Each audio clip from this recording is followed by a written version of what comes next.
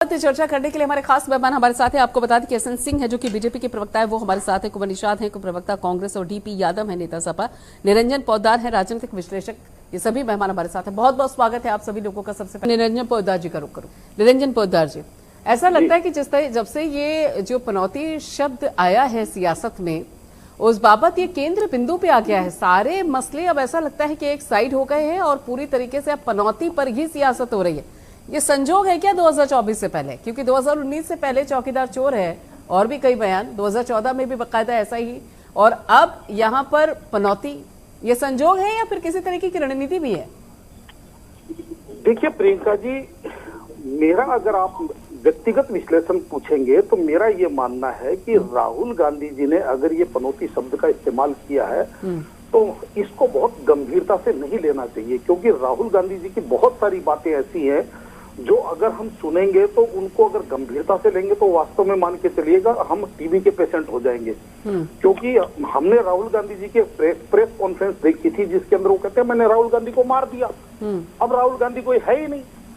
मैं भारत जोड़ो यात्रा के तत्काल बाद की बात कर रहा हूँ। यानी कि कहने का मतलब ये है कि राजनीतिक परिपक्वता और उसके अंदर प्रियंका जी सबसे बड़ी चीज क्या होती है, वो होती है, एक होती है संस्कृति, एक होता है संस्कार। अब आप, मैं एक चीज बताऊं, जो व्यक्ति, और हमारे यहाँ सीधी सीधी भाषा में कहा जाता है प्रियंका जी कि जैसी संगत वैसी रंगत, जैसा खाए अन्न वैसा होए मन, जैसा पिए पानी वैसी होए वाणी। तो कदाचित यहाँ पे वो चीजें नजर आ रही है। क्योंकि देखिए मैं आपको सीधी सी बात बताऊं, ये आप तमाम मीडिया के अंदर भी हमारे यहाँ चर्चा होती है, तमाम विश्लेषणों के अंदर जब हम बैठते हैं टीवी पे या तमाम जगह हम जब चर्चाएं करते हैं तो कहा जाता है कि भारत जोड़ो यात्रा के बाद में राहुल गांधी जी के अंदर थोड़ी सी मेच्योरिटी आ रही है। कब आ रही है? जब वो 54 वर्ष के हो गए। जब एक आम आदमी इसके 6 साल बाद में आप ये मान के चलिए रिटायरमेंट की अवस्था में चला जाता है, उस समय राहुल गांधी जी के हम मेच्योर होने की बात करें तो राहुल गांधी जी ने अगर एक समझ लीजिए सस्ते ट्रोलर, अभी जो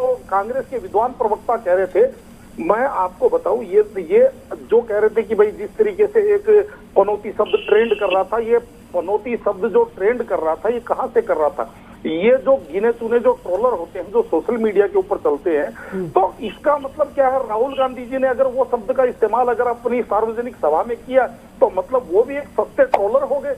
अरे आप जब इस देश के 140 करोड़ लोगों का नेतृत्व करने की बात करते हैं तो कम से कम इस तरीके से बहुत सस्ते और बहुत दो कौड़ी के ट्रोलर वाली परिस्थिति से आपको लोगों को सामने आपकी ऐसी छवि नहीं जानी चाहिए कि ये दो कौड़ी के ट्रोलर वाली बात होगी। क्योंकि प्रियंका जी सीधी बात आपको मैं बताऊं, राजनीति के अंदर चाहे वो किसी भी व्यक्ति के द्वारा हो, किसी भी पार्टी के द्वारा हो, जिस तरीके से अभी ये चर्चाएं चल रही थी, मैं स्वर्गीय मुलायम सिंह यादव जी की बात करूंगा तो मुलायम सिंह यादव जी ने भी 2019 की जो लोकसभा के अंतिम सेशन था उसके अंदर आप एक बार उनके बयान निकाल करके देख लीजिए, क्योंकि परिपक्व नेता थे उनकी। नरेंद्र मोदी जी के साथ, भारतीय जनता पार्टी के साथ मेरे हिसाब से जितनी राजनीतिक प्रतिद्वंदिता मुलायम सिंह यादव जी के साथ थी, शायद कांग्रेस तो उसके पासन में भी नहीं लगती है प्रियंका जी, लेकिन उसके बावजूद उनको पता था कि राजनीतिक परिपक्वता क्या होती है। इसलिए संसद का वो नजारा आज भी आंखों के सामने घूमता है। और जब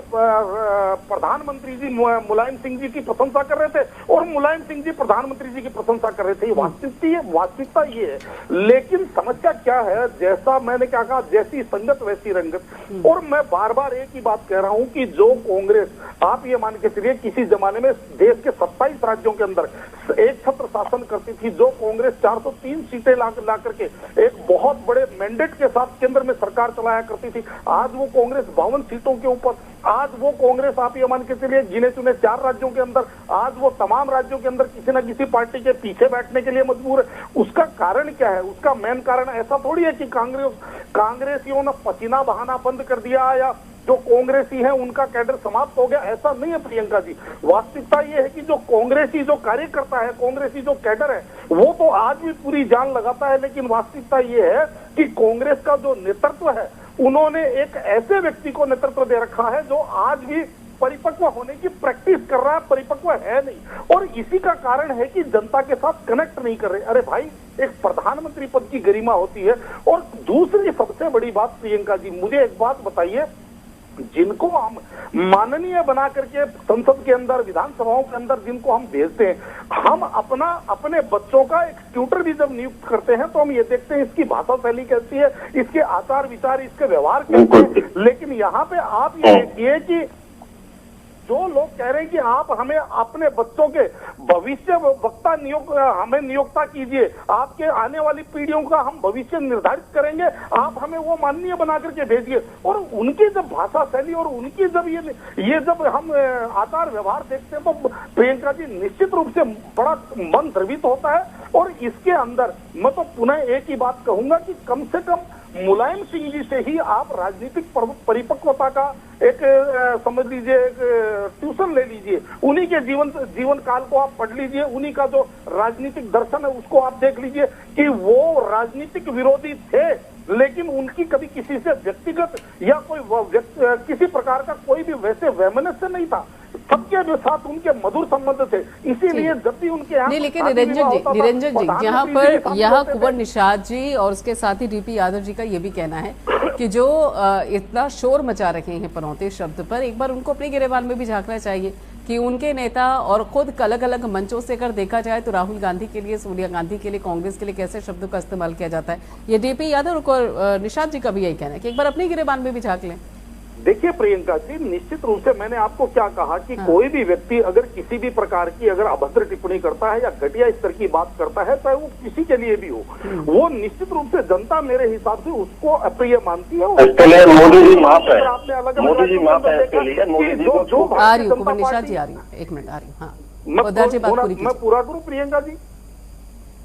हाँ, बात पूरी कीजिए पोद्दार जी, फिर मैं तो मेरा ये मानना है कि अगर नरेंद्र मोदी जी भी किसी प्रकार किसी के भी प्रति अगर कोई अभद्र भाषा या मान लीजिए कोई निचले स्तर की अगर शब्दों का प्रयोग करते हैं तो जनता मेरे हिसाब से उसको भी अप्रिय मानती है और हम उसकी भी आलोचना करते हैं। मैं बार बार कई जगह जब ऐसी चर्चा हुई और उनके ऊपर डिबेट हुई तो मैंने उनकी भी आलोचना की। मैंने उस टाइम भी ये कहा था कि प्रधानमंत्री जी के श्रीमुख से ये चीजें शोभायमान नहीं देती, क्योंकि उनका वो आज कोई एक समझ लीजिए कोई क्योंकि प्रधानमंत्री पद केवल एक होता है, राष्ट्रपति पद केवल एक होता है देश के अंदर, तो गरिमा हर जगह से बना के रखनी चाहिए।